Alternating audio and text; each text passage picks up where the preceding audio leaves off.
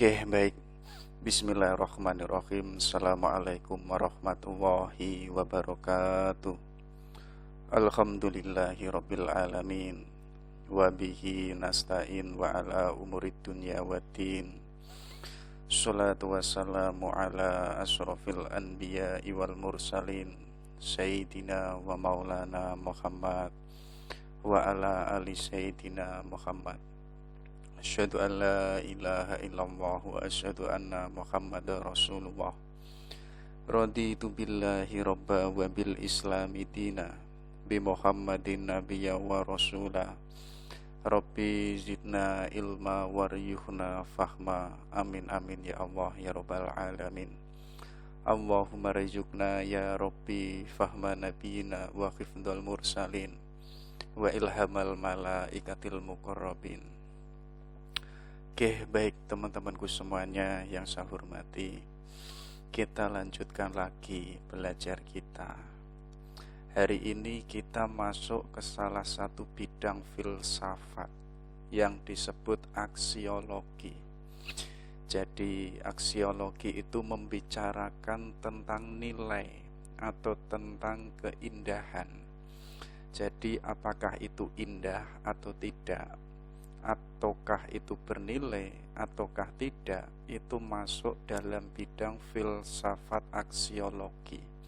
Dan diantaranya yaitu membicarakan tentang estetik ya. Jadi etik atau enggak sih, indah atau enggak sih ya. Jadi kalau teman-teman itu serius dalam belajar filsafat, kita tentu tahu bahwa filsafat itu kan mengkaji 3 objek besar. Ya, jadi yang pertama itu tentang ontologi. Jadi ontologi ini membicarakan segala sesuatu yang ada dan yang mungkin ada. Jadi hari ini kan ada, besok kita pun juga ada. Bahkan hari ini kita membayangkan besok nanti saya akan jadi presiden loh. Itu ada loh ya, ada di dalam khayalan kita, ya kan, atau ada di dalam imajinasi kita. Kayak teman-teman hari ini meyakini ada surga, ada neraka. Loh, teman-teman hari ini kan belum menemui secara faktual ada surga atau ada neraka. Loh, walaupun belum menemuinya, belum membuktikan secara empiris, tapi itu ada loh ya, ada di dalam keyakinan kita. Jadi ontologi itu membicarakan segala yang ada dan yang mungkin ada ya. Dan objek yang kedua dalam bidang filsafat itu adalah epistemologi. Jadi membicarakan bagaimana ilmu pengetahuan itu hadir, bagaimana seseorang itu mendapatkan ilmu, hierarkisnya ilmu itu seperti apa dan bagaimana. Jadi semua itu dibicarakan dalam wilayah epistemologi. Jadi kenapa kok lahir epistemologi? Karena ada ontologi. Jadi nggak ada epistemologi kalau itu nggak ada ontologi. Ya, misalkan teman-teman membicarakan kemanusiaan atau human, lahir yang disebut politik, lahir kesehatan, macam-macam, lahir manajemen, lahir psikologi, macam-macam loh. Itu ketika pengetahuan mengkaji salah satu realitas yang ada di alam semesta ini, lahir cabang ilmu. Nah, itu yang disebut epistemologi. Ketika manusia membicarakan wilayah Tuhan, wilayah metafisika, lahir ilmu yang disebut teologi, lahir ilmu yang disebut teodisi kalau di dalam filsafat barat. Jadi theo itu Tuhan, disi itu diambil dari bahasa Yunani yang itu deos, jadi kejahatan, jadi kejahatan Tuhan. Di dunia timur pun juga ada yang disebut teosofi. Jadi theo itu ya Tuhan, sofi itu dari akar filsafat yaitu sofia, jadi kebijaksanaan Tuhan. Nah, itu wilayah-wilayah metafisika. Nah, yang terakhir apa? Yaitu bidang filsafat yang disebut aksiologi. Jadi ini mempertanyakan Kalau sudah ada ilmu, ilmu itu sudah kita dapatkan, itu bernilai atau tidak. Kita punya ilmu, apakah ilmu itu bernilai atau kita sendiri yang menempelkan nilai pada ilmu? Ya, jadi hari ini kan ada gagasan bahwa ilmu itu netral. Jadi ilmu itu bisa baik dan bisa benar, yaitu tergantung si manusianya. Artinya apa? Nilai pada ilmu pengetahuan ternyata yang menempelkan itu si manusianya. Tergantung subjektivitasnya. Nanti pun juga akan disinggung oleh filsafat estetika yang membicarakan tentang keindahan maupun tentang nilai. Ya, kayak teman-teman itu loh. Masjid itu indah, bernilai, ya. Itu kita yang memberi nilai atau masjidnya sendiri itu bernilai. Kalau kita hari ini mengatakan masjid itu sakral, loh, bagi orang Kristen itu enggak sakral loh ya, biasa saja. Kita pun juga sama. Orang Kristen mengatakan gereja itu sakral, bagi orang Islam loh, itu biasa saja kok enggak sakral. Artinya apa? Nilai ternyata itu yang menempelkan adalah si subjek, yaitu si manusianya. Oke, itu ya. Nanti coba kita berselancar ke sana. Jadi ada apa saja gagasan tentang estetika. Oke, ada buku yang menurut saya sangat romantis ya. Jadi dari seorang psikolog. Judulnya itu The Art of Loving. Jadi seni mencintai. Ini adalah karyanya Erich Fromm. Jadi seorang filosof Jerman. Jadi Erich Fromm ini meyakini adanya Tuhan, tapi dia nggak mau beragama. Ya, jadi Tuhan yes, agama no. Ya, jadi nggak terlalu sibuk dalam urusan ritual-ritual keberagamaan. Jadi di buku itu dijelaskan apa? Problem hari ini manusia itu kok terlalu sibuk mencari keindahan-keindahan yang ada di luar dirinya. Iya kan, sebagaimana kita kalau weekend kita kan pergi ke tebing, pergi ke taman bunga, pergi ke mall, hanya untuk mencari keindahan biar diri kita itu senang. Ya kan, loh, katanya Erich Fromm apa? Harusnya manusia itu mencari keindahan di dalam dirinya, biar dirinya tidak tergantung pada keindahan-keindahan yang ada di luar dirinya.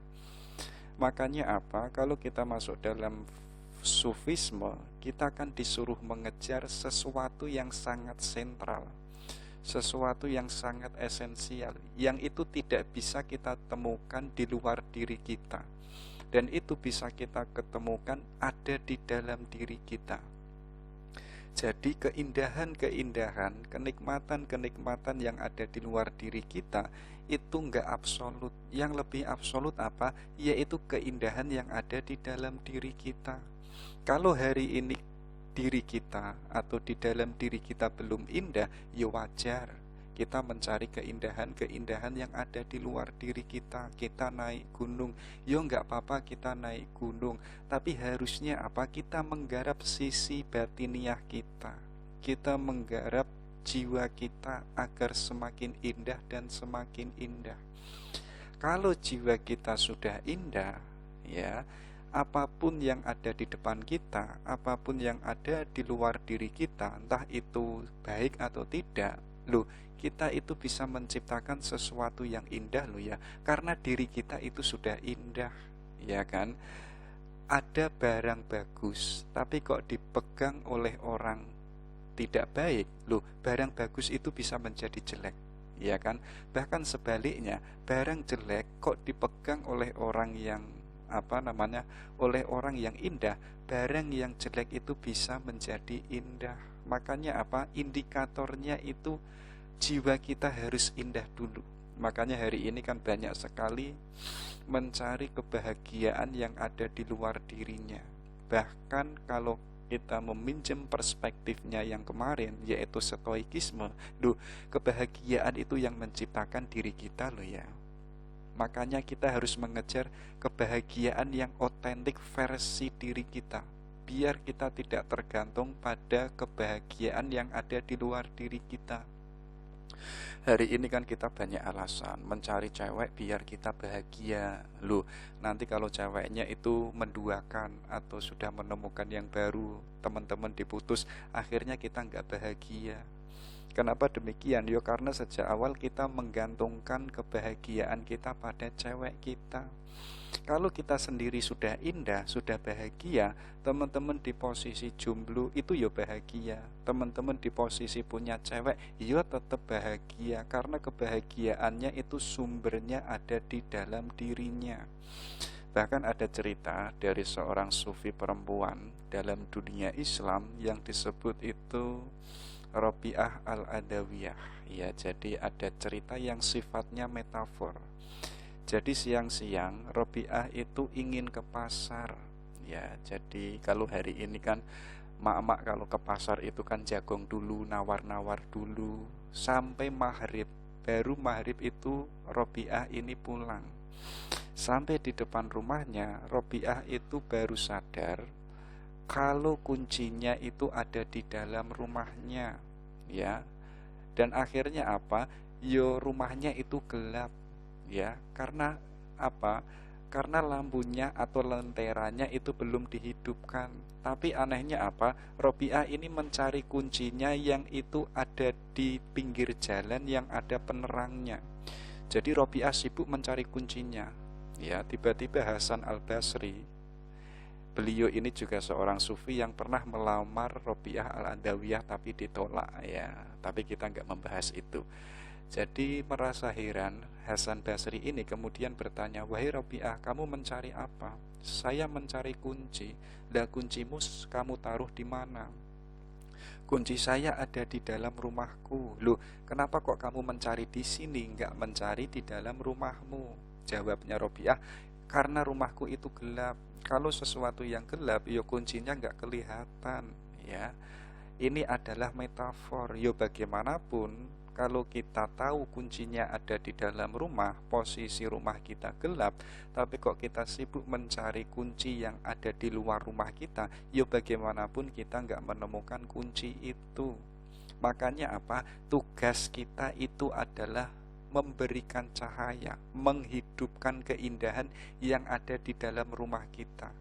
Kalau rumah kita sudah terang, sudah bercahaya, maka kuncinya itu akan kelihatan. Jadi saya bilang rumah itu bukan rumah yang kita tempati. Maksud rumah adalah jiwa kita. Kalau jiwa kita bercahaya, kita akan menemukan kunci yang paling esensial, yaitu adalah Tuhan. Makanya apa? Ayo kita man arofa nafsahu. Ya, kita mengenali diri kita. Kalau dalam bahasa filsafat, ayo kita who am I, biar jiwa kita terang, biar jiwa kita, kemanusiaan kita mudah untuk kita kenali. Jalannya yaitu dengan tafakur, ya. Makanya teman-teman itu harus punya waktu untuk dirinya sendiri. Ngobrollah pada dirinya sendiri. Hari ini waktu kita kan kita habiskan ngobrol jagung sama teman-teman kita. Tapi ayo kita membuat agenda waktu yang itu untuk diskusi kepada diri kita sendiri. Ya, kalau kita diskusi pada diri kita sendiri, pasti kita jujur. Ya, pasti nggak ada yang namanya hitam dan putih. Karena apa? Karena kita mengajak dialog sama diri kita sendiri. Ya, coba pertanyakan, aku ini siapa, mau kemana, sudah cerah atau belum, sudah menemukan kunci atau belum, dan lain sebagainya. Oke, itu ya. Itu sedikit pengantar tentang estetika. Coba kita lihat ya, ada apa saja gagasan tentang keindahan atau tentang nilai. Jadi kita mulai dari quote. Ya, jadi ini ada istilah yang menurut saya sangat keren. Ya, jadi apakah engkau mencintainya sebab ia bernilai, atau ia bernilai sehingga engkau mencintainya? Coba teman-teman dicek ya. Saat mencintai seseorang, ya, teman-teman itu menganggapnya dia bernilai sehingga teman-teman itu mencintainya. Ya. ataukah si ceweknya itu cantik sehingga teman-teman itu mencintainya, atau ceweknya itu solehah, ceweknya itu indah, itu kan nilai-nilai semuanya sehingga kita itu mencintainya. Ya, jadi kalau kita waras menggunakan akal sehat kita, tentu kita itu menyukai sesuatu yang indah, yang baik, yang bernilai. Hanya orang yang pikirannya nggak normal saja yang itu nggak suka tentang keindahan, tentang nilai. Ya, jadi kalau teman-teman mencintai seseorang, sebenarnya itu ada nilai yang ada di dalam ceweknya, yang ditaksirnya. Makanya teman-teman kalau mengkaji bukunya Socrates, ya, yang itu ditulis oleh Plato, itu kan ada istilah love is desire, perception, possession of the good. Ya, jadi Socrates itu mengajak kita, kenapa kok kita jatuh cinta? Sebenarnya yang kita cari itu apa sih? Ya, katanya Socrates apa? Kalau ada orang jatuh cinta, sebenarnya itu ada desire, ada hasrat. Ya, jadi untuk meraih yang dinamakan kebaikan, keindahan. Ya, jadi ada keindahan yang ada di dalam orang yang kita taksiri sehingga kita itu ingin meraihnya. Kenapa kok demikian? Karena kita menyadari kita sebagai manusia yang gak sempurna. Untuk agar kita sempurna, kita butuh kebaikan. Kebaikan untuk siapa? Untuk diri kita sendiri. Jadi simpelnya menurut Socrates, cinta itu adalah keinginan atau hasrat untuk meraih kebaikan dari orang yang kita cintai. Kebaikan itu kita ambil untuk diri kita biar kita semakin sempurna dan semakin sempurna. Artinya apa? Ada nilai yang ada di dalam orang yang kita cintai. Ya, jadi kita mulai dari situ. Apakah engkau mencintainya sebab ia bernilai, atau ia bernilai sehingga engkau itu mencintainya? Sebenarnya kalimat ini diwolak-walik saja, ya. Jadi teman-teman gak boleh bingung. Jadi ada nilai yang kita kejar sehingga kita suka, sehingga kita terpesona. Makanya ada nilai yang tertinggi, kalau kita meminjam Al-Ghazali, itu adalah nilai absolut. Ya, nilai yang hakiki yang itu dimiliki oleh Tuhan. Makanya ada seorang filosof namanya Rudolf Otto, itu kan mengatakan nominus. Jadi Tuhan itu nggak bisa dikenal, nggak bisa dijangkau, nggak bisa disebut. Itulah yang disebut nominus. Tapi Tuhan pun juga disebut mysterium tremendium. Jadi sesuatu yang besar yang kadang itu menakutkan. Kalau kita salah, kita takut kalau dihukum oleh Tuhan. Kalau kita berbuat curang atau mencuri, kita takut nanti kalau dimasukkan neraka. Jadi ada semacam ketakutan diri kita pada Tuhan. Itulah yang disebut mysterium tremendium. Tapi di balik itu, Tuhan itu adalah mysterium fascinosum. Ya, di balik kita ada kecemasan, ada ketakutan sama Tuhan, tapi Tuhan itu maha bernilai, nilai yang paling tertinggi, keindahan yang paling tertinggi, yang itu bisa membuat kita takjub, bisa membuat kita terpesona, dan sekaligus bisa membuat kita jatuh cinta sama Tuhan. Itu katanya Rudolf Otto. Oke, coba kita masuk lagi. Ini tentang keindahan. Coba dicek ya. Jadi keindahan itu ada 3 macam. Yang pertama itu ada keindahan yang dalam arti luas, ya. Jadi kalau teman-teman itu melihat keindahan alam, keindahan seni, keindahan moralitas yang ada di setiap daerah, sopan santun, apalagi adab macam-macam, itu masuk di dalam keindahan universal. Termasuk apa? Yaitu keindahan intelektual. Siapa sih orang yang gak suka ilmu? Siapa sih orang yang mencela bahwa ilmu itu jelek? Gak ada. Semua orang kalau akalnya waras pasti sepakat kalau intelektual itu adalah sesuatu yang indah. Setiap agama, setiap tradisi, setiap kebudayaan itu sepakat kalau ilmu pengetahuan, intelektualitas itu adalah sesuatu yang indah. Makanya masuk di dalam keindahan yang sifatnya itu meluas, sifatnya itu universal. termasuk pun juga keindahan mutlak yang sifatnya itu absolut, ya. Jadi teman-teman hari ini misalkan mengatakan pacarku itu cantik, lo sadarilah bahwa ada yang jauh lebih cantik lo, ya, yaitu adalah kecantikan yang absolut, ya. Misalkan teman-teman yang cewek mengatakan cowokku itu kuat lo, ya, sadarilah bahwa ada yang maha kuat yang absolut, itulah yang disebut Tuhan, ya. Jadi keberadaan Tuhan itu adalah keindahan mutlak, ya. Jadi kenapa kok masuk ke dalam keindahan secara universal? Karena setiap agama, orang yang beriman, orang yang meyakini adanya Tuhan, mereka sepakat kalau keindahan mutlak itu hanya dimiliki oleh Tuhan. Kebaikan mutlak pun juga hanya dimiliki oleh Tuhan. Jadi sifatnya tidak minoritas, sifatnya itu universal, ya. Itu yang pertama. Yang kedua, ini sebagai antitesisnya, yaitu keindahan yang sifatnya itu terbatas. Jadi keindahan yang hanya kita tangkap melalui alat indrawi. Misalnya teman-teman melihat perempuan cantik, ya, itu kan terbatas hanya pada penglihatan indrawi kita, dan itu bisa menipu loh, ya. Hari ini kita mengatakan pacarku itu cantik loh, jangan salah. Nanti kalau sudah punya anak satu, sudah punya anak dua, itu sudah tidak cantik lagi loh, ya, sebagaimana cantiknya hari ini. Makanya teman-teman hari ini yang mengatakan cintaku setinggi langit, seluas samudra misalkan, itu prek, ya kan. Itu prek, ya. Teman-teman bisa mengatakan hari ini, nanti 5 tahun ke depan kan ya melirik yang lain, ya.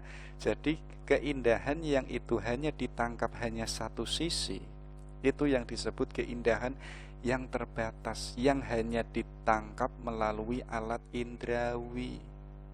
Yang terakhir apa? Yaitu keindahan dalam arti estetis, ya. Ini sifatnya adalah subjektivitas, jadi pengalaman estetis.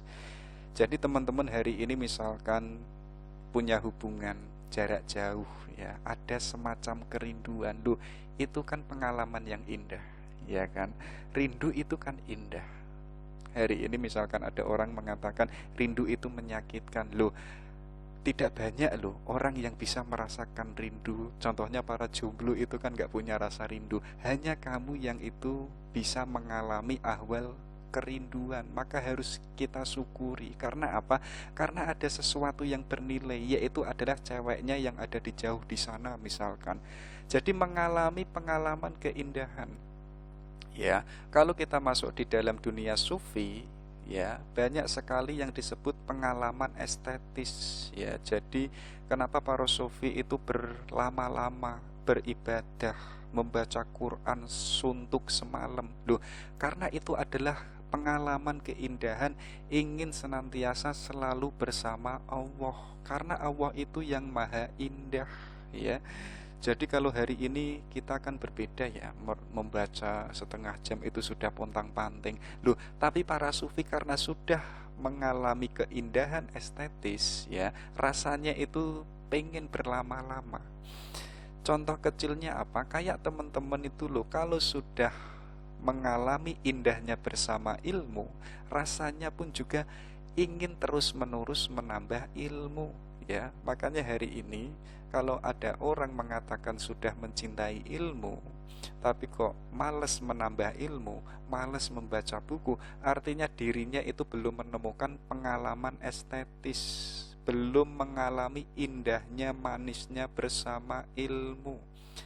Jadi keindahan dalam arti estetis ini adalah pengalaman yang dialami oleh si subjeknya, ya. Wah, indah banget, ya. Loh, padahal itu ya biasa-biasa saja, tapi di dalam dirinya si dia itu mengalami keterpesonaan yang luar biasa. Termasuk adalah para sufi, termasuk adalah para intelektual yang sudah menemukan ilmu-ilmu yang ada, mendalami ilmu-ilmu yang ada. Loh, itu kan pengalaman keindahan dengan ilmunya kan sangat luar biasa, ya. Kayak teman-teman hari ini mengarang buku, kemudian dicetak, ya, dan dibaca oleh masyarakat yang ada. Loh, itu kan bahagianya luar biasa, ya.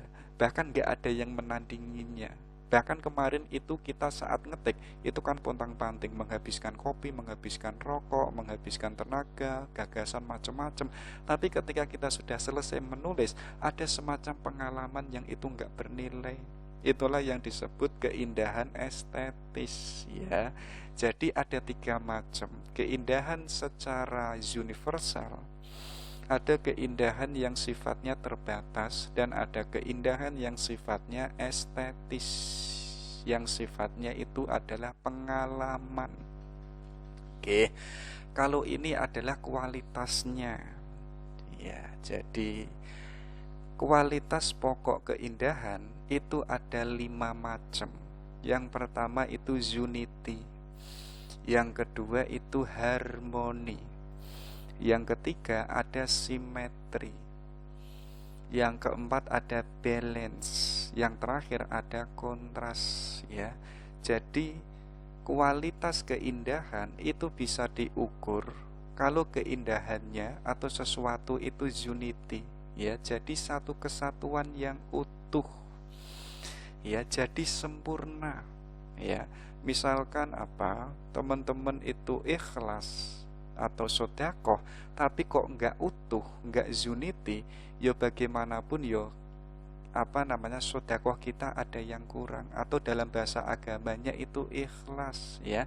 Jadi keindahan itu harus unity, satu kesatuan. Negara itu bisa damai, bisa rukun, bisa bernilai dan merdeka kalau masyarakatnya itu unity, kalau masyarakatnya itu satu kesatuan, ya. Dalam negara Indonesia kan dibalut atau dirangkul dengan yang namanya Bhinneka Tunggal Ika. Oke, nggak apa-apa, walaupun kita bahasanya macam-macam, sukunya macam-macam, tidak menjadikan kita itu terpisah-pisah, ya.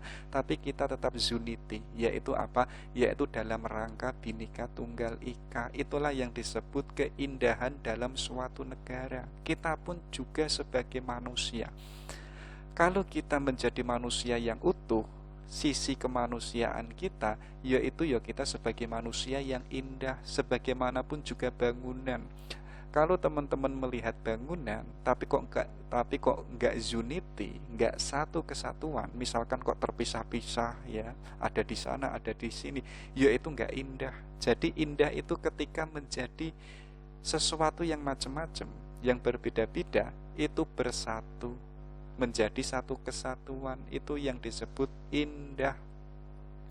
Yang kedua sesuatu bisa dikatakan indah kalau itu harmoni, yaitu selaras, ya. Jadi harmoni itu apa sih? Harmoni itu bahasanya contohnya gini, alam semesta ini kan indah, ya, teratur, ya, seimbang. Walaupun ada malam, ada siang, tapi mereka itu tidak saling mencemooh, tidak saling salah menyalahkan, ya.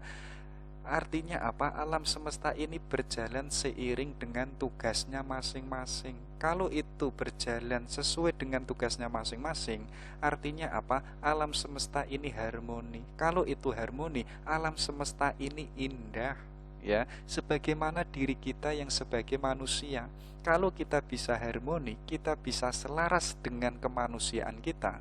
Kalau kemarin kita meminjam gagasannya Marcus Aurelius, kita sebagai manusia kok hidup sesuai dengan fitrah kita yang sebagai manusia, ya artinya hidup kita indah. Kalau kita bisa hidup sesuai dengan fitrah kita, ya kita hidupnya sesuai dengan hukum sunatullah atau hukum sebab akibat. Kita harmonis dengan diri kita, termasuk kita juga bisa harmonis dengan alam semesta. Kalau kita bisa harmonis dengan alam semesta, kita bisa harmonis dengan Tuhan sang pemilik alam semesta. Artinya gaya hidup kita itu indah, karakter kita pun juga indah, cara gaya hidup kita pun juga indah kalau hidup kita itu harmonis, ya. Itu yang kedua. Yang ketiga yaitu simetri, keterpaduan, ya. Jadi antara yang macam-macam itu terpadu, tidak saling mendahului, tidak saling membelakangi, ya. Kalau kok kita tahu yang demikian, yaitu yang disebut indah. Hari ini kan kita sering ya menyaksikan persoalan ketertiban, ya. Misalnya mengantri, itu kan orang Indonesia kan sulitnya minta ampun untuk tertib mengantri. Ya bagaimanapun gak indah, itu menunjukkan kalau ada suatu daerah yang itu gak indah. Karena apa? Disuruh tertib ngantri saja gak bisa, ya. Jadi yang ketiga itu untuk dikatakan indah harus simetris. Yang keempat apa? Yaitu balance, seimbang. Ini sebagaimana tadi harmonis, ya. Jadi alam semesta ini kan seimbang, ya. Kalau itu seimbang, alam semesta ini indah. Termasuk pun juga manusia. Ayo kita hidup yang seimbang sesuai dengan nature kita, ya. Wayai mangan yo mangan, wayai kawin yo kawin, ya. Kalau ngantuk yo tidur, ya. Artinya hidup kita seimbang. Tapi kok teman-teman sehari itu tidurnya hanya 1 jam, loh, itu malah nggak seimbang loh, ya. Kalau hidup kita nggak seimbang, artinya yo kita merusak kesehatan diri kita merusak diri kita sendiri. Kalau kita merusak, artinya yo nggak indah. Karena apa? Karena gaya hidup kita itu nggak balance, ya. Yang terakhir yaitu kontras. Jadi ada kontradiksi. Sebagaimana alam semesta ada siang ada malam, kita yang sebagai manusia adalah jadi sebagaimana manusia kan macam-macam, sifatnya kan kontras, atau dalam istilah lain kebalikan. Jadi ada laki-laki, ada perempuan, ya kan. Kita nggak bisa membayangkan seandainya dalam hidup ini isinya kok laki-laki semua. Pasti teman-teman yang laki-laki itu sumpek, ya kan. Kenapa kok hidup ini indah? Kenapa kok hidup ini ada rasa kangen misalkan? Loh, karena ada kontras dalam kehidupan ini. Ada laki-laki dan ada perempuan. Alam semesta pun juga sama. Ada siang pun juga ada malam, ya kan. Ada hujan pun juga ada ada bahasanya apa kalau selain hujan, loh, itu kan ada kontradiksi kebalikan yang itu berbeda. Loh, tapi adanya perbedaan itu kan gak saling menyalahkan, gak saling sinis satu di antara lainnya. Kenapa kok tadi disebutkan keindahan itu kualitasnya kok harmoni? Loh, harmoni itu terjadi ketika adanya perbedaan yang itu saling bekerja sama. Jadi bertugas sesuai dengan tugasnya masing-masing. Sebagaimana kita manusia, ayo tugas kita sebagai apa? Lakukanlah itu, ya. Makanya di dalam tradisi orang Tionghoa yang mengikuti agama Taoisme, itu kan ada filosofi yang disebut yin yang, ya kan. Simbolnya itu hitam dan putih. Hitam ini di tengahnya itu kan ada titik putihnya. Sedangkan putih di dalamnya pun juga ada titik hitam. Itu menunjukkan apa? Di balik adanya kejahatan pasti ada sisi nilai kebaikannya. Sebagaimana kebaikan, ada kebaikan, di dalamnya pun juga ada sisi nilai kejelekan. Alam semesta pun juga sama. Kalau kita memakai kacamatanya Laozu atau Taoisme, ya, adanya kontradiksi itu ternyata apa? Berjalan seiring, bekerja bersama. Itulah yang menjadi gagasan kualitas pokok keindahan yang kedua, harmonis, ya. Jadi rukun, gak ada yang namanya pertentangan. Jadi kualitas keindahan itu bisa dibaca melalui 5 karakter. Jadi ada unity, ada harmoni, simetri, balance, dan kontras. Baru kita masuk ke cirinya. Ya, jadi apa sih cirinya keindahan? Jadi yang pertama ada metafisik. Ya, jadi keindahan itu adalah ide.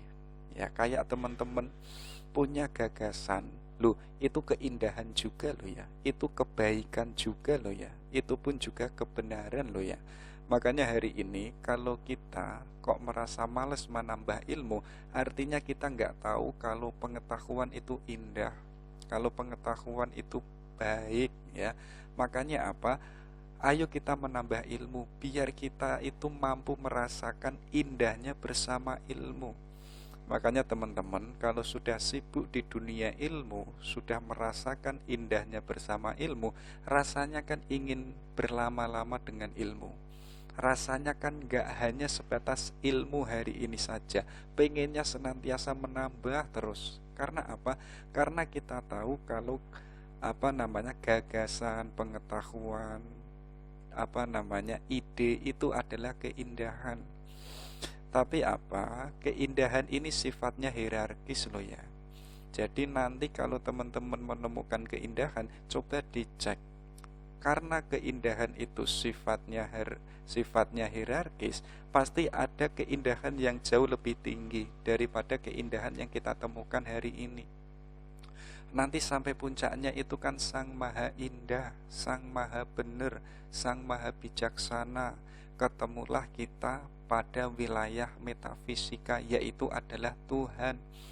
Jadi keindahan hari ini yang kita temui, itu masih ada keindahan yang jauh lebih hakiki, yang jauh lebih absolut, yaitu adalah keindahan yang dimiliki oleh Tuhan.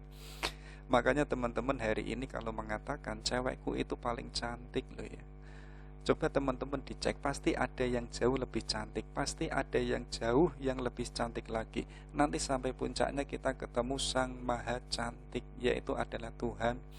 Atau yang cewek mengatakan cowokku itu gagah loh ya, cowokku itu perkasa, coba dicek lagi, mungkin jauh lebih perkasa orang yang senantiasa nge-game misalkan, itu kan jauh lebih perkasa. Loh, coba kita tarik lagi, karena sifatnya itu hierarkis. Nanti sampai pada puncaknya kita ketemu yaitu Sang Maha Kuat, yaitu adalah Tuhan. Ya, jadi sang pemilik keindahan itu adalah Tuhan itu sendiri, yang sifatnya itu metafisik. Dan ini nggak bisa dijangkau melalui alat indrawi. Salah satunya untuk bisa ke sana jalannya yaitu dengan intuisi. Ini biasanya yang dipakai oleh para sufi. Jadi para sufi ingin menemukan Tuhan, ingin bersama Tuhan, ingin mahabbah dengan Tuhan, itu jalannya adalah dengan intuisi, karena sesuatu yang sifatnya itu non material atau yang disebut itu metafisik, yang nggak bisa dijangkau oleh alat indrawi, karena sifatnya nggak bisa ditangkap oleh mata atau oleh ilmu pengetahuan. Makanya agama di sini itu berlaku ya, untuk meyakini keberadaan Tuhan yang hari ini nggak bisa kita buktikan. Jadi itu ciri keindahan yang pertama. Yang kedua yaitu objektivistik.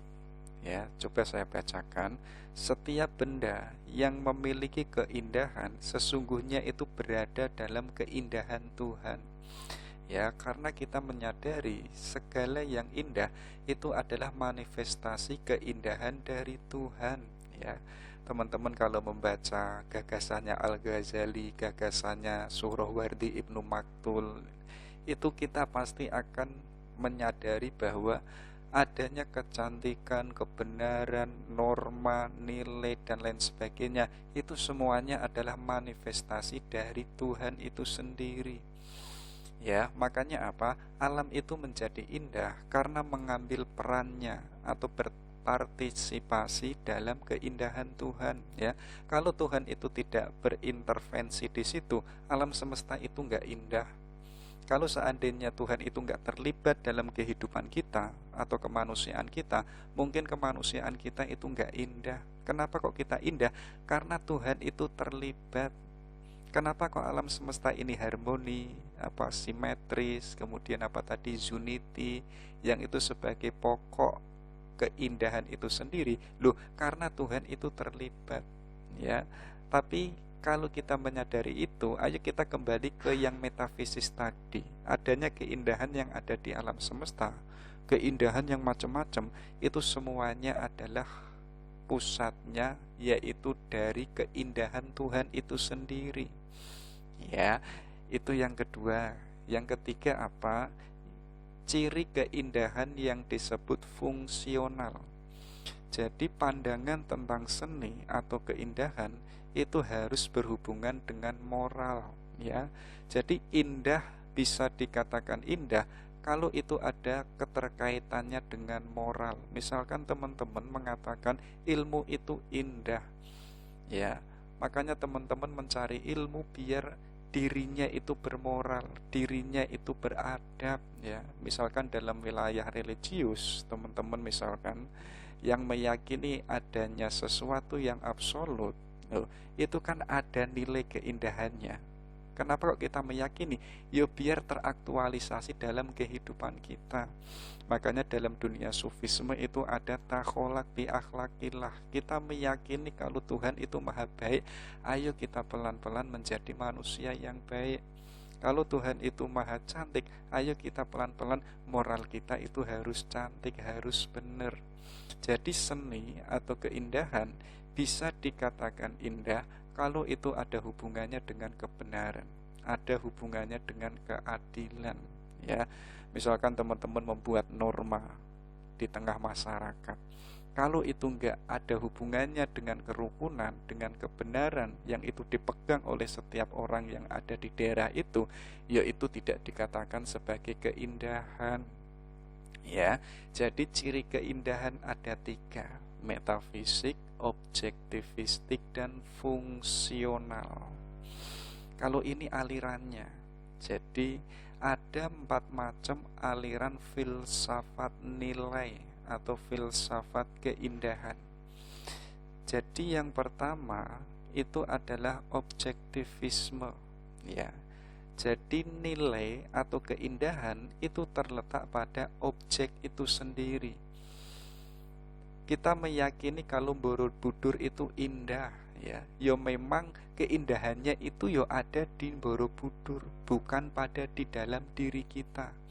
Kita meyakini kalau cewek kita itu cantik, ya kecantikannya itu ya ada di dalam cewek kita, bukan dari kita yang kemudian menempelkan kecantikan pada cewek kita. Jadi benda ini memiliki nilai, barang ini memiliki nilai, sehingga itu melahirkan nilai keindahan, ya. Itu sifatnya objektif. Jadi kalau itu objektif, setiap orang itu sepakat kalau itu sesuatu yang bernilai. Kayak kebaikan itu, siapa sih orang yang itu tidak setuju dengan kebaikan?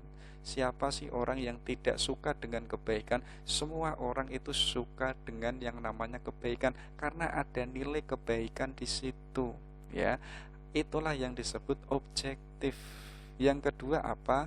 Ini subjektif. Jadi berbeda dengan objektif. Kalau objektif itu kan keindahan yang ada di dalam bendanya, ya. Jadi nilai yang itu ada di dalam barangnya itu sendiri. Sedang subjektif, benda itu bernilai atau tidak, yaitu tergantung si manusianya yang menempelkan nilai pada bendanya itu. Kayak kita menganggap bahwa masjid itu sakral, ya. Loh, itu yang memberikan kesakralan itu kan orang Islam. Sedangkan orang Kristen itu ya enggak, biasa-biasa saja. Masjid itu ya kayak bangunan yang lain. Ada temboknya, ada catnya, ada botonya, ada tamannya, ada air mancurnya. Loh, sebagaimana bangunan-bangunan yang lain enggak sakral bagi orang Kristen yang itu melihat masjid. Artinya apa? Sakralitas yang ada di masjid itu yang menaruh adalah orang Islam itu sendiri.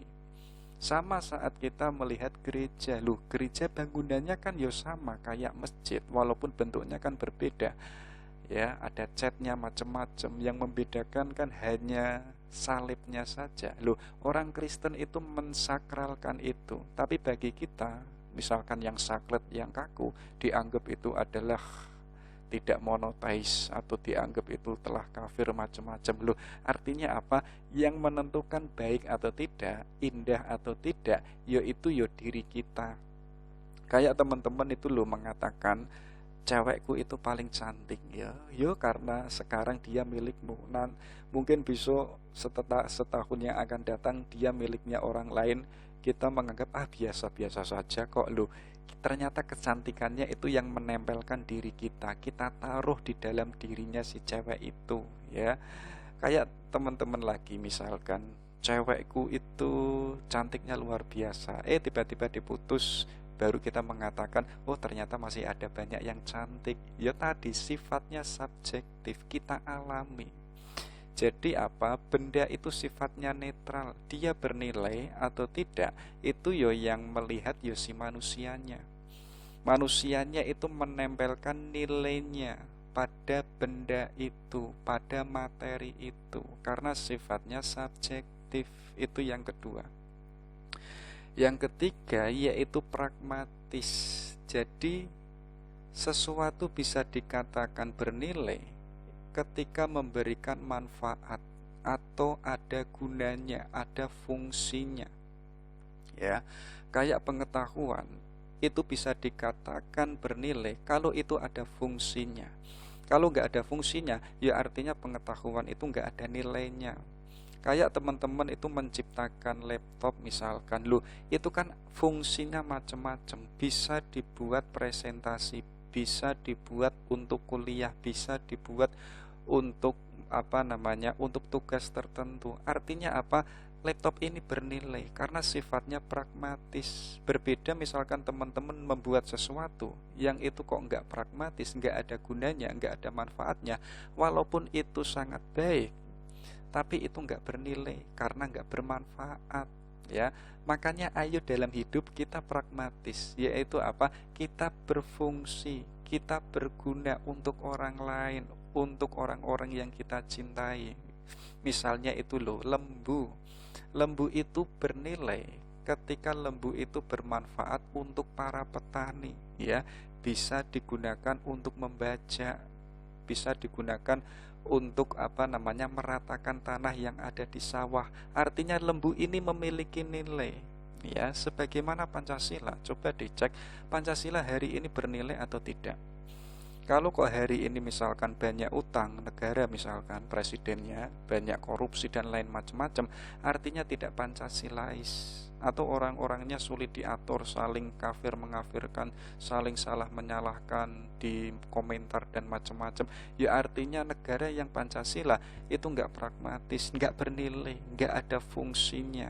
Walaupun kita menggembor-gemborkan aku ini Pancasilais, tapi kok faktanya demikian, ya artinya Pancasila itu nggak bernilai, ya.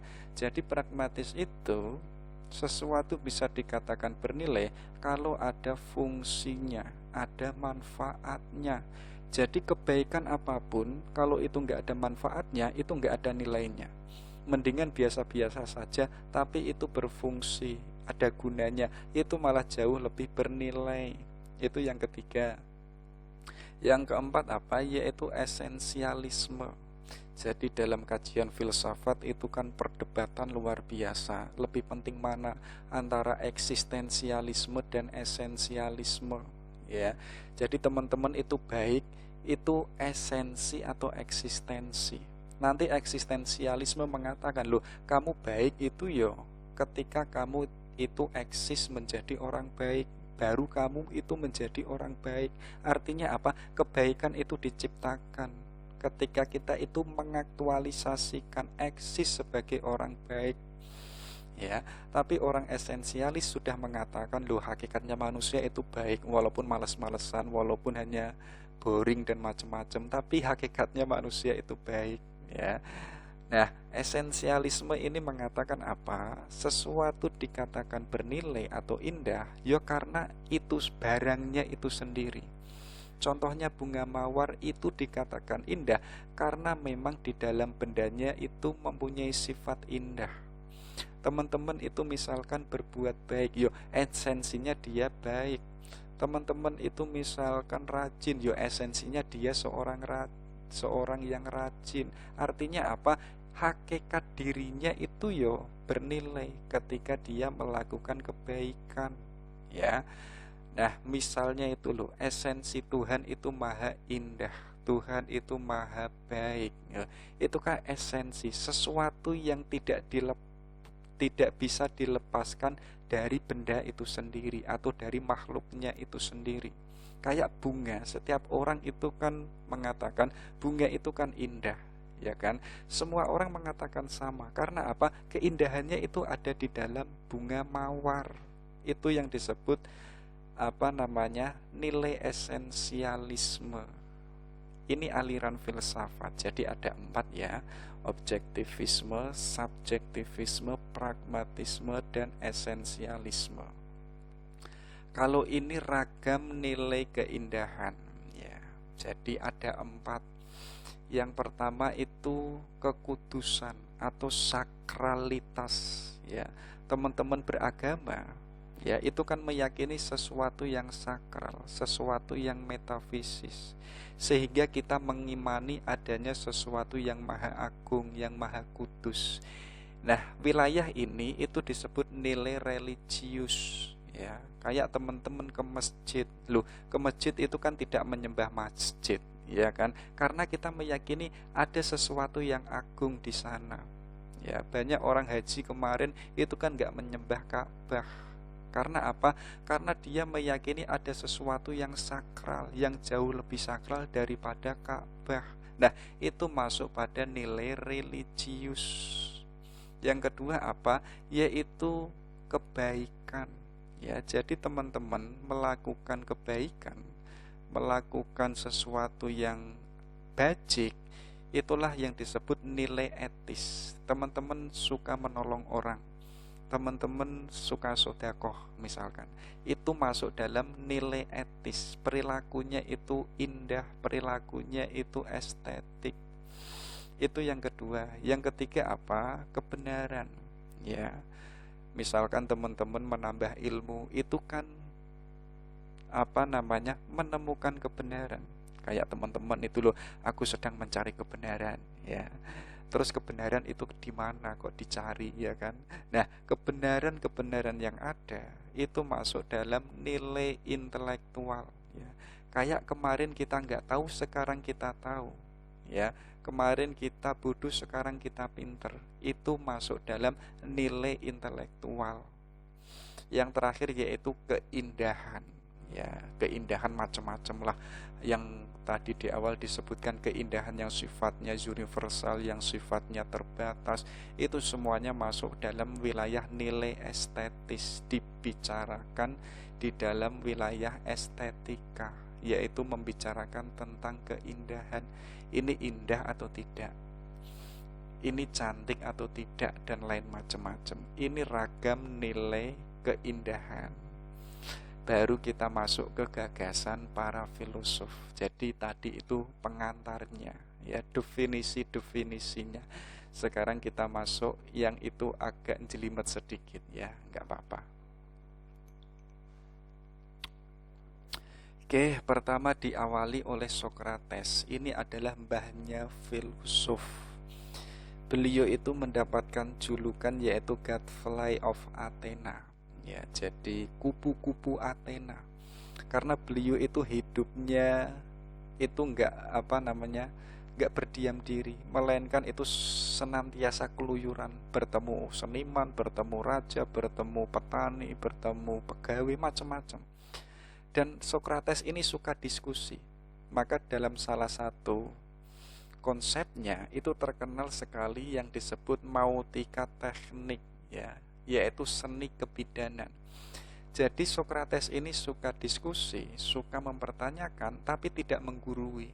Kita bisa membayangkan bidan itu ketika menolong orang yang melahirkan, itu kan sifatnya hanya menolong, memperlancar lahirnya bayi dari perut ibunya. Jadi Sokrates waktu diskusi itu tidak menunjukkan aku ini paling pintar, gagasanku paling benar, enggak. Tapi ayo sama-sama kita mencari mana yang paling benar, baru kita sepakati bersama.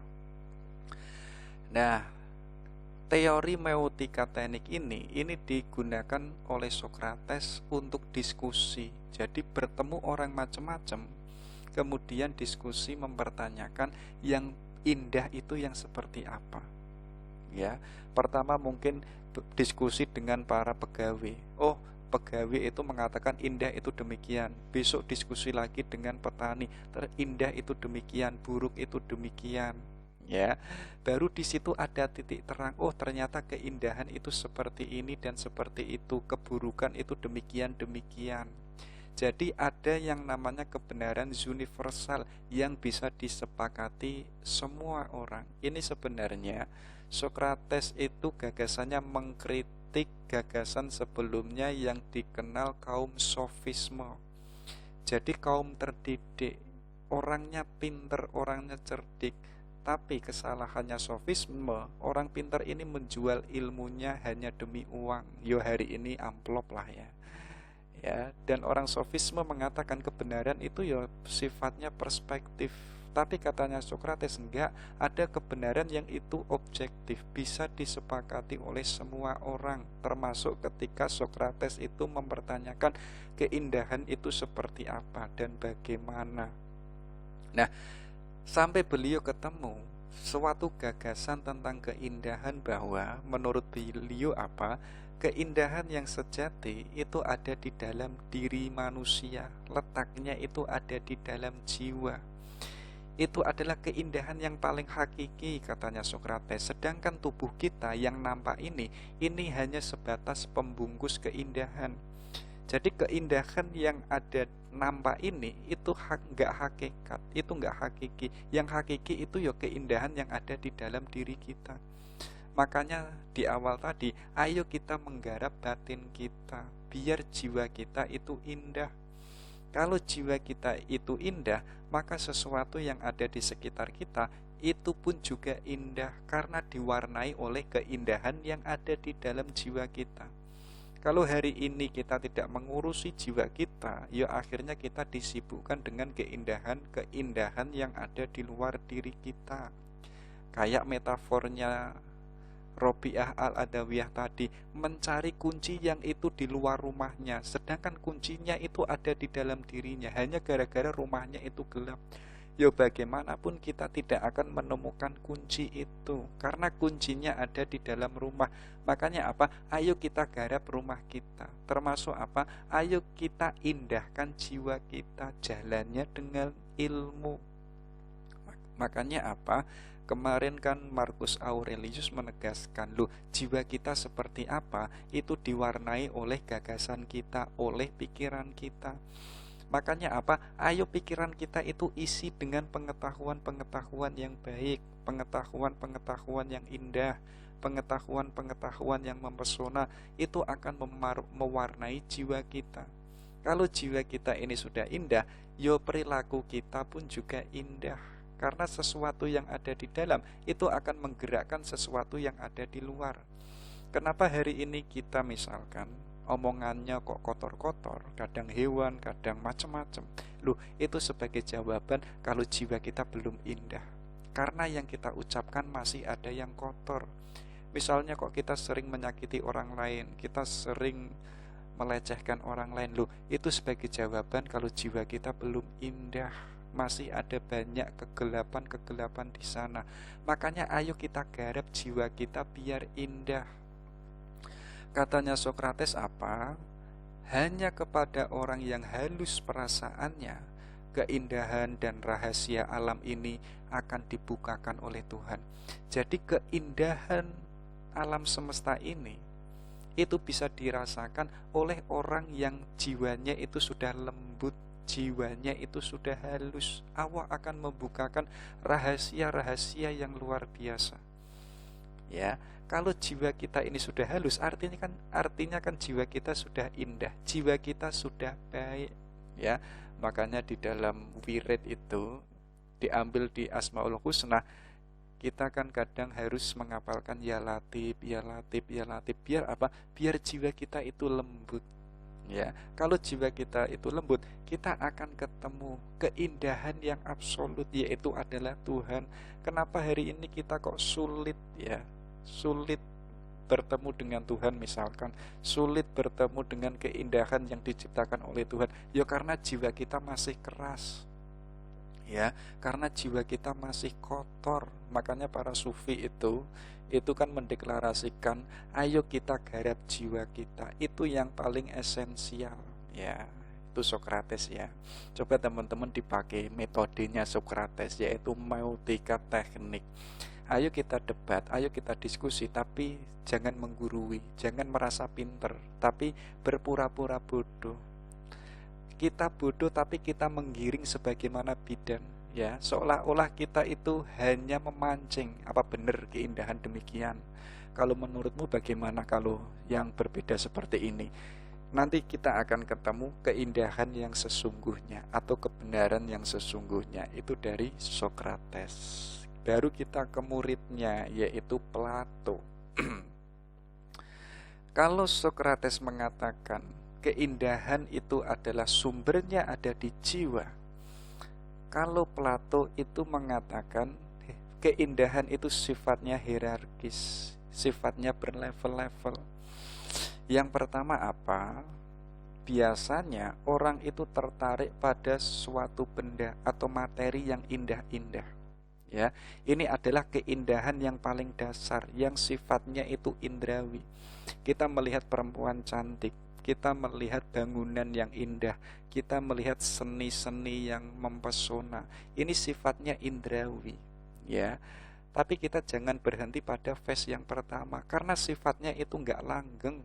Kayak teman-teman, cewekku paling cantik loh, itu enggak langgeng.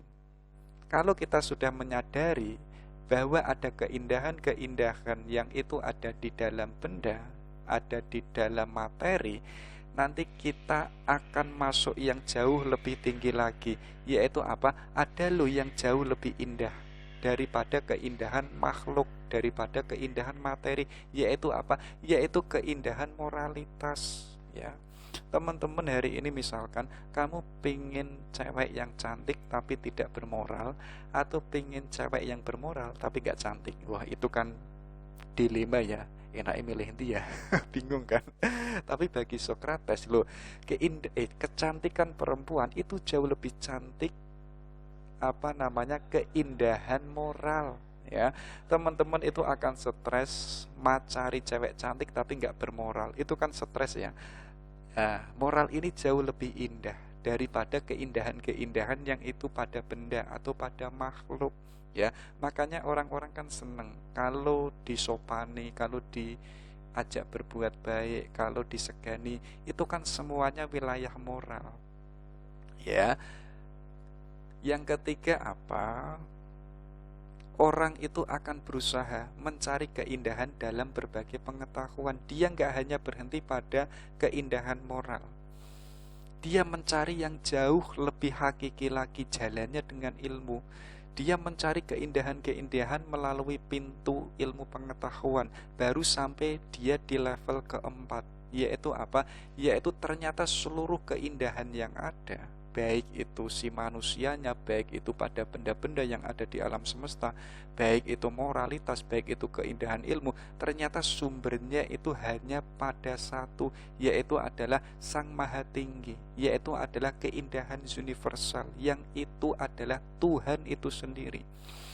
Plato menyebutnya itu alam ide, ya. Jadi ide-ide yang macam-macam. Ide ini katanya Plato sifatnya itu sempurna, sifatnya itu hakiki. Berbeda dengan alam realitas yang sifatnya berubah-ubah. Saya punya ide tentang kuda. Loh, ide tentang kuda ini sifatnya hakiki. Tapi ketika saya melihat kuda yang ada di depan saya, kuda yang ada di depan saya itu sudah enggak hakiki. Karena apa? Karena sudah masuk di alam realitas yang terikat oleh ruang dan waktu. Tapi gagasan saya tentang ide kuda itu langgeng, nggak berubah. Nah, adanya ide yang macam-macam ini pasti ada ide yang universal, yaitu adalah Tuhan. Keindahan pun juga sama. Ternyata adanya macam keindahan-keindahan yang ada, ya, yang banyak sekali, ternyata itu adalah sumbernya satu, yaitu adalah keindahan tertinggi, Sang Maha Indah, yaitu adalah Tuhan, ya. Ini kan sebagaimana gagasannya Al-Ghazali, Ya, kalau kamu mencintai orang baik, sadarilah bahwa ada yang jauh lebih baik, ada yang jauh lebih baik, yaitu Sang Maha Baik. Kalau kamu mencintai orang yang suka menolong kamu, lu sadarilah bahwa Tuhan itu senantiasa lu menolong kamu. Siapa sih yang bisa melebihi Tuhan?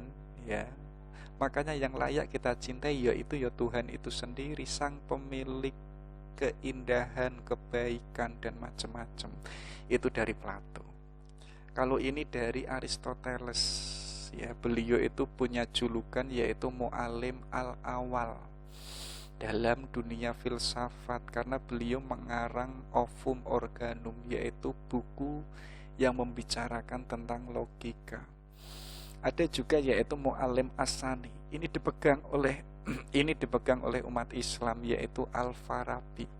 Karena Al-Farabi itu adalah komentatornya Aristoteles yang menerjemahkan filsafat-filsafatnya Aristoteles yang jelimet itu dipermudah oleh Al-Farabi, sehingga orang-orang Islam itu mudah untuk mempelajarinya. Jadi di antara perjuangannya itu Al-Farabi. Oke, katanya Aristoteles itu apa sih? Seni itu adalah kemampuan menciptakan sesuatu yang atas pikiran kita, ya.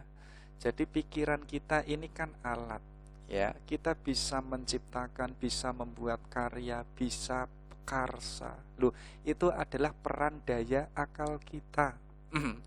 Makanya kalau kita punya akal, ayo kita menciptakan sesuatu, biar itu bisa dikatakan seni, keindahan, ya. Coba teman-teman dicek semua yang ada teknologi hari ini di era modern, loh, semuanya itu adalah hasil dari pikiran manusia. Manusia menciptakan laptop, loh, ini kan keindahan, ada nilainya karena fungsinya itu macam-macam, ya. Manusia bisa mampu menciptakan masjid yang dulunya itu hanya monoton, sekarang itu menjadi sesuatu yang mempesona. Loh, itu karena daya akalnya manusia, ya. Dulu masjid itu kan hanya kotak, sekarang ada kubahnya, ada air mancurnya, ada kaligrafinya, ada menaranya, macam-macam. Loh, itu adalah hasil dari karya akalnya manusia, sehingga menjadi sesuatu yang indah, yang bernilai, katanya Aristoteles. Tapi katanya beliau, seni itu adalah imitasi, tiruan dari alam, ya. Tetapi imitasi yang itu membawa kebaikan, ya. Tapi kok seni yang itu melencengkan kita dari sesuatu yang tidak baik, ya artinya itu enggak indah. Harusnya apa? Seni itu mampu membawa si manusianya itu melangkah pada kebaikan, ya. Walaupun seni itu imitasi, ya, tiruan dari alam yang apa adanya, tapi itu adalah hasil kreasi akalnya manusia, ya. Jadi bentuk apapun sebenarnya itu adalah tiruan yang ada di alam semesta. Makanya saya sering mengatakan, sebutkan satu saja yang enggak ada di alam semesta, pasti kita enggak bisa. Selama kita menjawabnya, pasti itu ada di alam semesta, ya. Coba teman-teman dicek, sebutkan satu sajalah yang enggak ada di alam semesta. Teman-teman enggak bisa menjawab. Tapi kok teman-teman bisa menjawab, ya artinya itu ada di alam semesta. Artinya apa? Akal kita itu terbatas, ya. Jadi kreasi-kreasi kita, kesenian yang kita ciptakan, yang itu hasil akal pikiran kita, sebenarnya itu imitasi dari keindahan alam semesta, ya. Makanya katanya Aristoteles, seni itu harus menciptakan bentuk keindahan yang sempurna, ya. Agar apa? Agar mampu mengantarkan manusia yaitu menuju pada keindahan yang mutlak, ya. Mungkin manusia itu bisa menciptakan apa, misalkan bangunan yang wow, yang sangat indah. Dengan bangunan itu, manusia ketika melihat itu akan sadar, oh, ada sesuatu yang jauh lebih indah, yang jauh lebih mempesona, ya. Artinya membangkitkan kesadaran kita. Kayak teman-teman melihat Borobudur misalkan, sampai pada titik kesadaran, wah, ternyata Borobudur ini sesuatu yang luar biasa, pasti ada sesuatu yang jauh lebih luar biasa, yaitu adalah keindahan mutlak. Loh, itu kan luar biasa, pengalaman-pengalaman kesadaran yang semacam itu. Nah, itu katanya Aristoteles. Jadi walaupun kesenian itu adalah imitasi, meniru dari keindahan alam semesta, tapi kita manusia yang punya akal, ayo kita berkreasi semampu kita, misalkan seindah yang kita ciptakan. Biar apa? Keindahan yang kita ciptakan ini bisa mengantarkan kita pada kesadaran bahwa ada yang jauh lebih indah, yang itu keindahan mutlak, ya. Aristoteles menyebutnya causa prima, yaitu sebab pertama atau keindahan pertama. Dari adanya banyak macam-macam keindahan, ada satu pusat keindahan yang paling mutlak, yaitu adalah keindahan Tuhan. Itu katanya Aristoteles. Kalau ini Thomas Aquinas, ini pun juga terinspirasi, gagasannya banyak terinspirasi dari Aristoteles, ya. Katanya Thomas Aquinas apa? Keindahan itu adalah integrity or perfection. Jadi keindahan itu adalah keutuhan atau kesempurnaan. Jadi sesuatu bisa dikatakan indah kalau itu utuh, apa adanya, ya, nggak dibuat-buat. Teman-teman dikatakan indah, jadilah yang apa adanya, nggak usah pakai banyak topeng, ya. Itu baru dikatakan indah. Yang kedua apa? Katanya Thomas Aquinas, bisa dikatakan indah kalau itu proportion or harmony, yaitu apa? Indah itu imbang, serasi, artinya tidak pincang. Kalau kok masih ada timpang tindih, ya artinya itu enggak indah, ya. Jadi indah itu harus imbang, harus harmoni, sebagaimana tadi yang sudah disebutkan, ya. Yang ketiga ada brightness or clarity. Jadi indah itu cemerlang, yaitu jelas, ya. Jadi kok samar-samar itu enggak indah, ya. Misalkan teman-teman melihat sesuatu kok samar-samar, ya itu enggak hitam, kelihatannya pun juga enggak putih. Loh, itu kan enggak jelas, artinya ya enggak indah. Artinya apa? Indah itu harus cemerlang, mempesona. Makanya katanya Thomas Aquinas, sesuatu yang cacat atau tidak utuh atau tidak sempurna itu adalah enggak indah atau jelek. Sedangkan sesuatu yang cemerlang, yang terang, itu adalah indah. Kayak teman-teman itu loh, melihat terangnya matahari, kita menyimpulkan matahari itu indah. Hari ini misalkan malam-malam teman-teman melihat purnama dengan cemerlangnya, dengan terangnya, kemudian kita menyimpulkan bulan itu adalah indah karena jelas, karena terang, ya. Jadi itu proporsi dari Thomas Aquinas, ya. Jadi keindahan itu bisa dilihat dari 3 macam, ya. Kalau ini ada dari Alexander, ya. Jadi coba dicek, ya.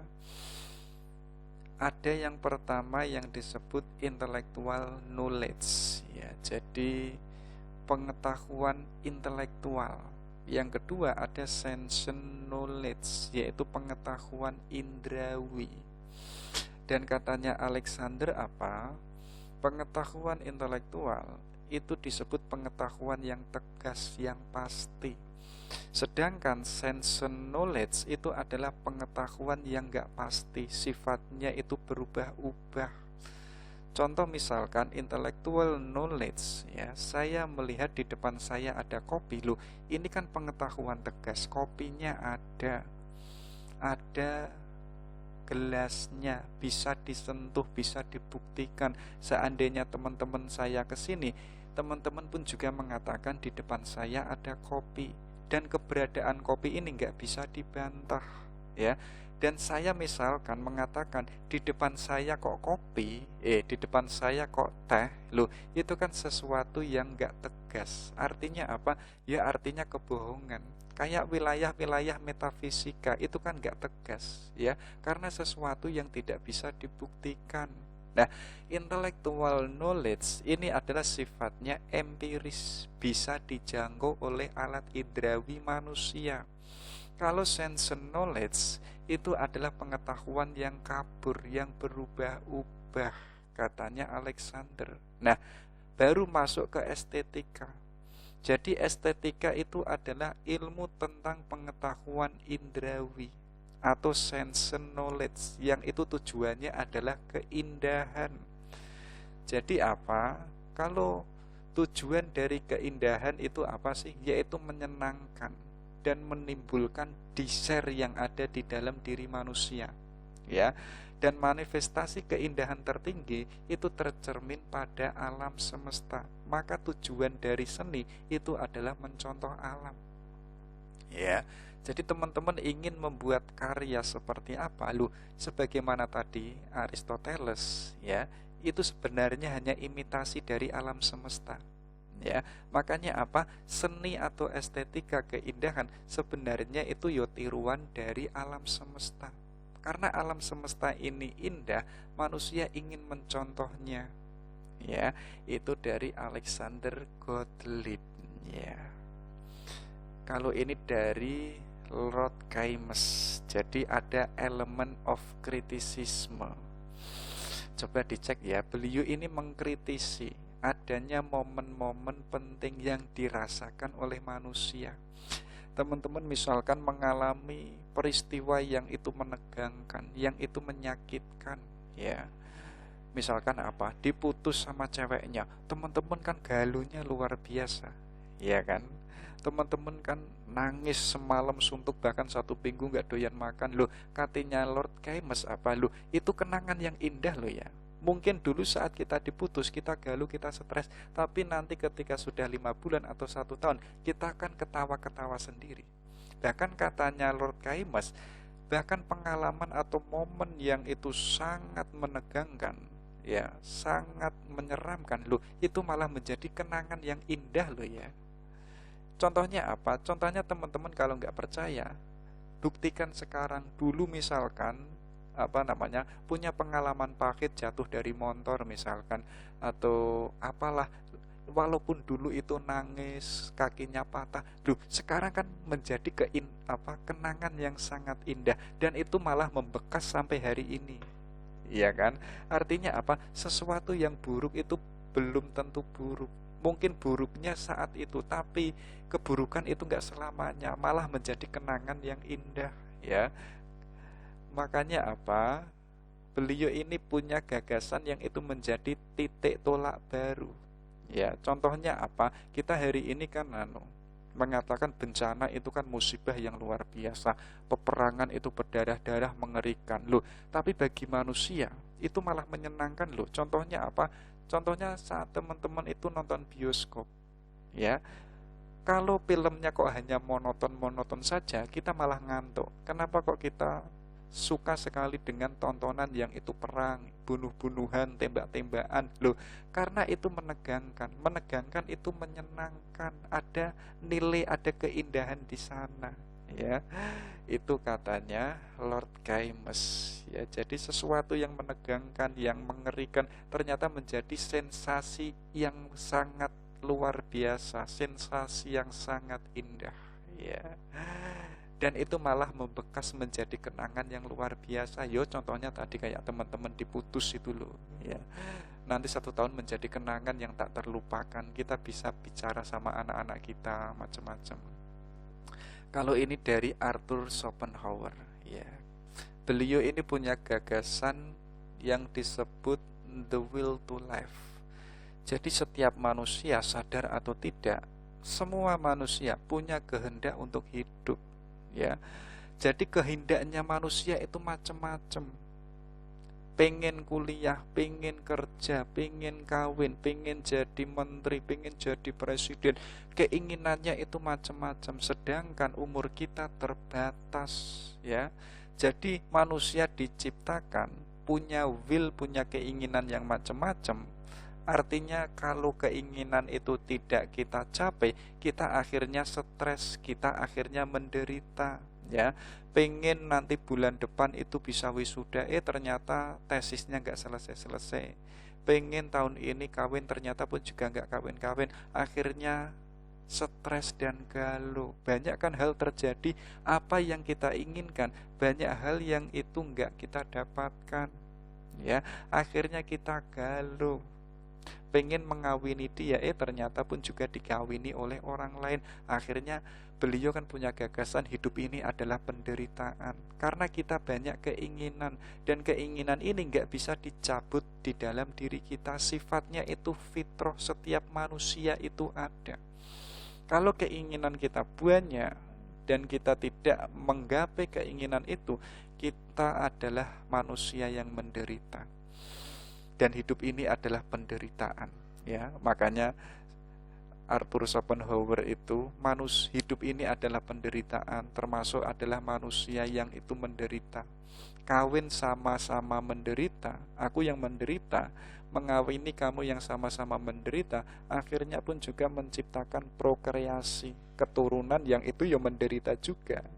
Akhirnya hidup ini penderitaan yang tiada habisnya. Kalau mengikuti katanya Cut Pake, cinta adalah penderitaan yang tiada habis, ya.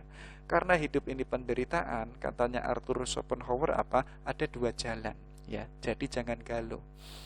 Jalan yang pertama apa? Estetis. Ayo saat kita galau, kita mendengarkan musik, ya. Saat kita mendengarkan musik, sensasi perasaan kita akan terbawa oleh musik itu. Yang mulanya kita galau, saat kita nonton bioskop misalkan, kita kan nggak galau lagi, ya. Kita mendengarkan musik, yang mulanya kita stres, saat ini kita nggak galau karena mendengarkan musik, ya. Jadi musik ini membantu saat kita galau, saat kita stres. Tapi katanya Arthur Schopenhauer, ya, jadi jalan estetis ini sifatnya sementara. Jadi teman-teman nanti gembira saat mendengarkan musik. Ketika musiknya selesai, teman-teman galau lagi, ya.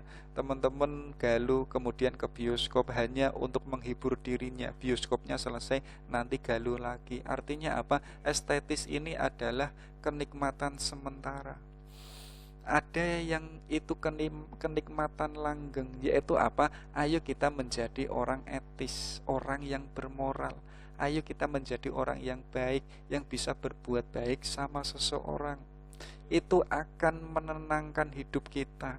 Itu akan jauh lebih menikmati kehidupan kita. Kalau kita sadar hidup ini penderitaan, ayo kita jangan berhenti menjadi orang baik, ya.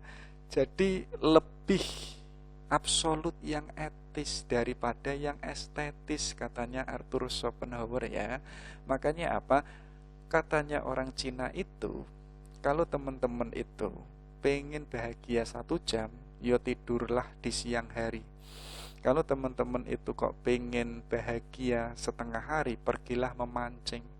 Kalau kok teman-teman itu pengen bahagia selama 1 tahun, habiskanlah warisan orang tuanya.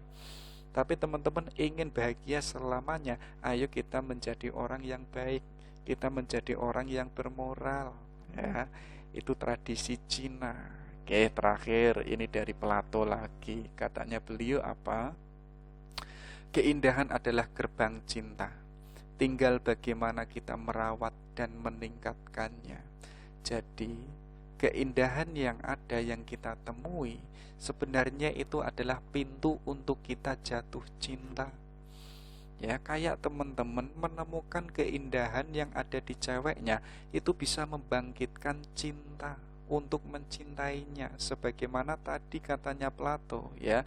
Jadi cinta itu adalah hasrat atau keinginan yang dianggapnya baik, ya. Jadi kebaikan yang dimiliki si cewek itu, kita ingin meraihnya untuk siapa? Untuk diri kita, karena diri kita manusia yang gak sempurna, ya. Makanya apa? Keindahan yang ada sebenarnya itu adalah pintu untuk agar kita bisa mencintai. Adanya keindahan macam-macam harusnya bisa membuka untuk agar kita bisa mencintai Sang Maha Indah. kalau kita bisa mencintainya, tugas kita adalah merawat dan meningkatkan cinta kita.